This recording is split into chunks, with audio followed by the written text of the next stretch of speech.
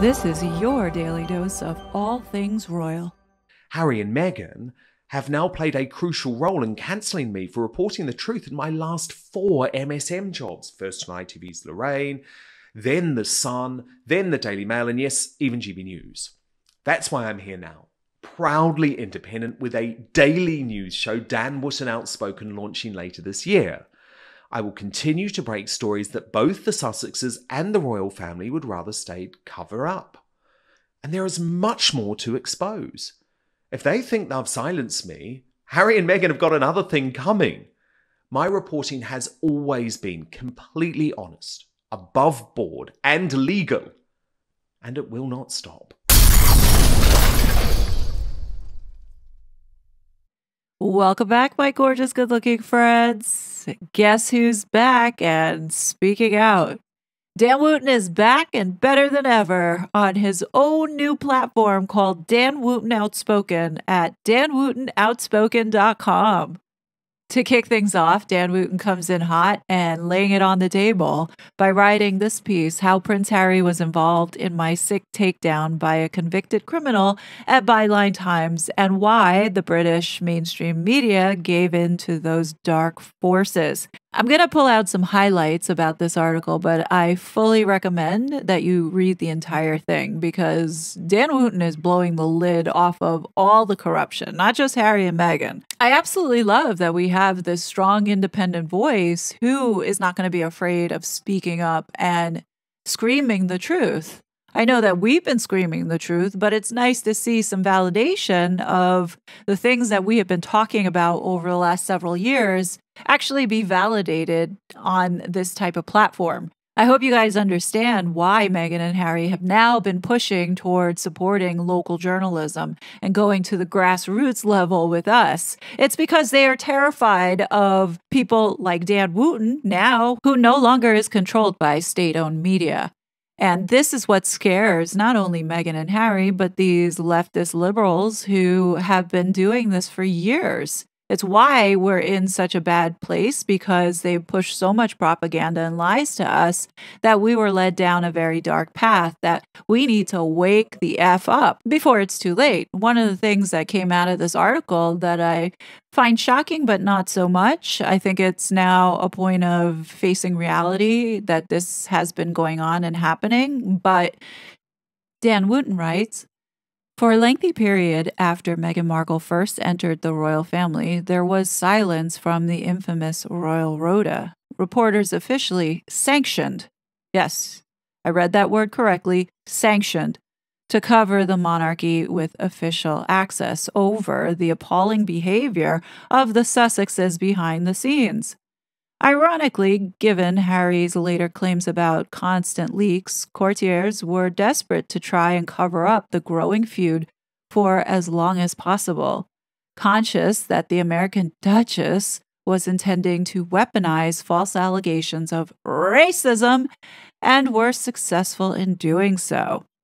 I'm highlighting this because it shows right here that the palace is also guilty of suppression and censoring people. They protected Meghan and did everything they possibly could to make sure that her brand or reputation was intact. Meanwhile, the palace behind the scenes had been pulling stuff down, getting people censored. I don't doubt for one second that what Scobie had written in his book about the palace working closely with executives from Facebook and Instagram, being able to suppress some of these accounts that ended up losing their accounts for posting things that most likely were true that they were trying to keep under wraps. Why they were doing that for her? Well, I think it's just to protect the brand and the monarchy, but it makes you question, what else have they protected? We know that they've protected quite a bit of Andrew's story, but what else have they kept under wraps and done their best ability to sweep under the rug and make go away? The thing that bugs me the most, though, is knowing that abuse was happening from behind palace walls at the hands of this woman, and reporters were not allowed to speak out because they were trying to protect this woman. And then she had the audacity to go on Oprah and sit there and say, oh, they were willing to lie for Catherine, but they weren't willing to tell the truth for her. Get the F out of here, Meghan. Now, if the media was sanctioned from talking about it, what does that say about the palace and their view on censorship? Obviously, they support it. The lengths that Meghan and Harry went to get Dan Wootton canceled and taken down started way back from when he was working at ITV. I didn't know that.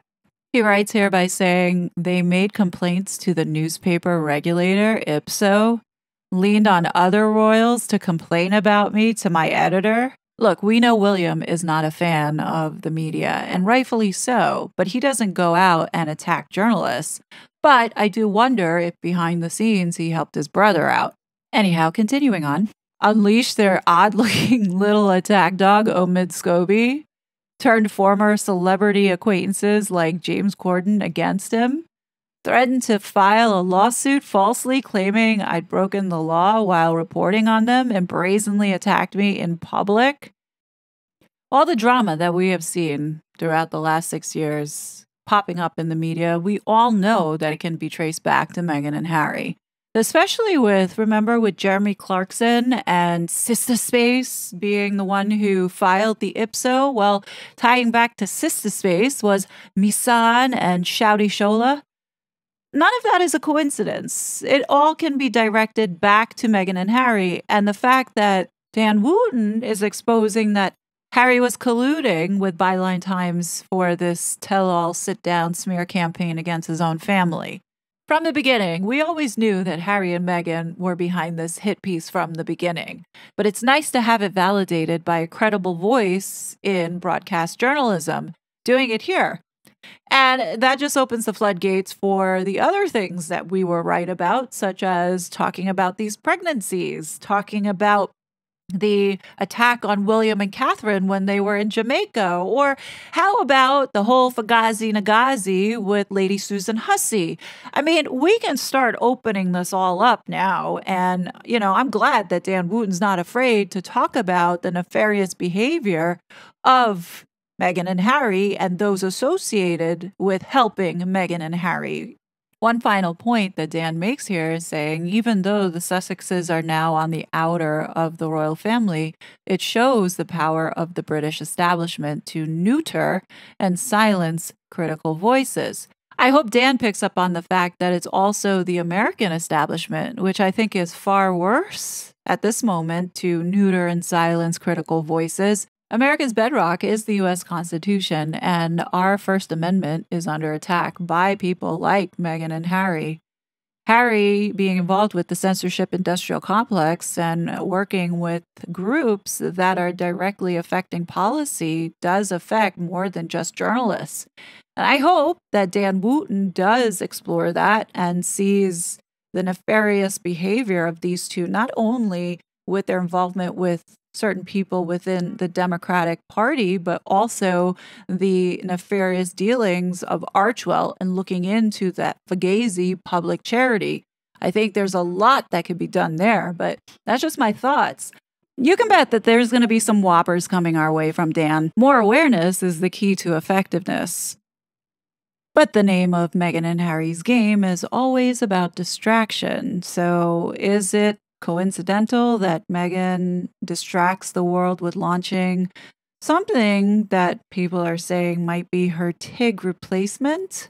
I don't know, something called American Apple Orchard River or something of that. It has something to do copying Martha Stewart, but the only thing that I see that these two have in common is the fraud aspect. So I don't know if she's going to be making tablecloths for jail. Who knows? But apparently she's going to be selling like tablecloths and jellies and jams and cookbooks, like Susie Homemaker. So on the Instagram page, in case you didn't know, this is by Meghan, the Duchess of Sussex. I mean, seriously, this woman can't get any more pretentious. Looking at this, it doesn't make people relate to her at all. It just shows that she is nothing without this title. Everything Meghan does is just so cringe and so tacky. Meanwhile, she's looking at this and thinking, I'm so classy. Then to accompany this soft launch of A Whole Lot of Nothing, Meghan hires Hello Magazine to put out this, I guess, promo for A Whole Lot of Nothing for the Orchard African Riviera, whatever it's called. As you can see, Meghan is in the kitchen doing God knows what, pretending to cook, picking flowers, no children, but running around the Olive Garden castle in the ball gown that she wore, it looks like, to the Jamaica premiere. Like, is this what she does all day? I mean, where are the kids?